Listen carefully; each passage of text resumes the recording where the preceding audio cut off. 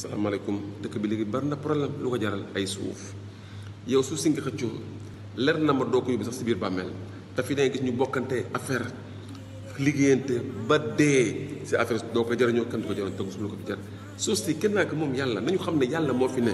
mais franchement doo comprendre si affaire léegi xëccoo suuf si jàppante fii xuloo bi xeexoo kii na sama maam moom fii kii na sama maam kenn moom fi dara yàlla moom suuf si nañu gëm yàlla xam ne gars yi on jouera plus tard lu fa waay lekk nag nga xam ne lew la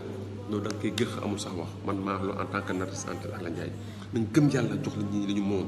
nit lu mu moom jox ko te yàlla rek tax parce que ëllëg a tax parce que gisu leen ku dee yóbbu mu gisu leen ku dee bu mu sax gisu leen ku dee def dara dul parkaal jëtti fale bàmmeel nga naan ko fi jar yii yëpp da ko fi àddina jor nañu gëmaat yàlla suuf si bari na problème ku nekk naa maam moom ku nekk gauche droite gisuma la ko fi jar na ngeen dal lu fa waay lekk muy loo xam te leew la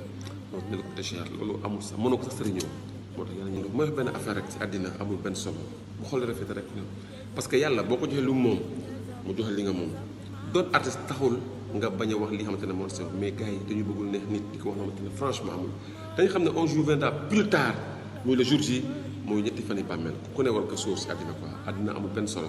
mais dëkk bi moo tas gars yi dañu waxante dëgg dañu bëggul neex ni di ko raay wala kii am na daraja nga di ko waxante nawal sa moom amul solo